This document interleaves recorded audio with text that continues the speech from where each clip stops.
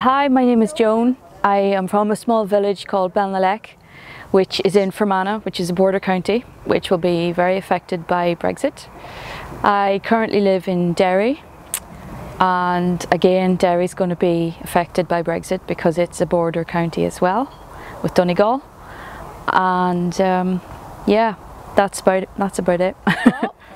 Brexit is quite elusive at the moment because I don't think anybody knows what is in store for us with Brexit. I don't think the Tories, the Conservative Party, know either. I think that they've made a massive mistake. They've made a massive error of judgment. I think, well, not to go into too much detail, but David Cameron, I don't think, assumed that Brexit would happen.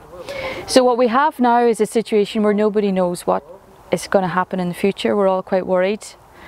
We have a Facebook page here which is set up because we oppose Brexit. A lot of people are worried about trade. Personally, I haven't thought too much about the whole trade issue, but I'm against borders. I'm old enough to remember hard borders with the army, the Troubles. Not the worst of the Troubles, but I still remember lots of army presence, police presence, checkpoints, conflict, distrust, and I'm really concerned that that's going to seep back in with the presence of borders.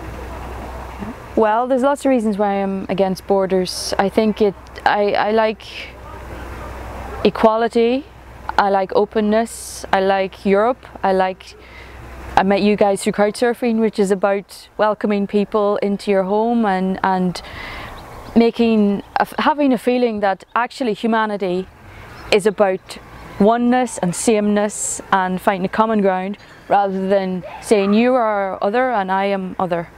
I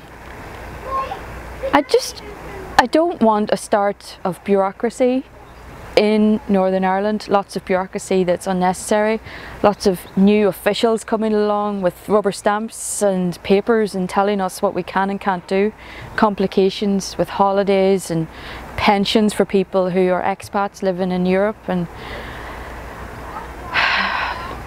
the sterling losing its value, the customs union, hard and soft borders. I mean, everyone's just got question marks all over their heads, and it's just once you ask one question, there's a million more questions that come up. I just think it's opened up a massive can of worms. I understand some people don't want to be part of the EU for various economic reasons and regulatory reasons, but from my limited experience, I have seen the EU give massive amounts of money to Northern Ireland. For example, if you look at the Peace Bridge, that was massively, if not all, funded by European peace money. There's been huge amounts of community projects funded by European peace money, and not to mention massive buildings. So many people have benefited from the EU. I can only see this being as well, it started off as a headache, it's continued to be a headache. Just the past week there are 2 Tories have resigned, including David Davis, who was the head honcho, and Boris Johnson, who is a massive idiot. So basically I see no benefit to it, and I really resent the major political party here in Northern Ireland who have massive allegiance to the Tories, ignoring the will of the people of Northern Ireland who voted majority against Brexit.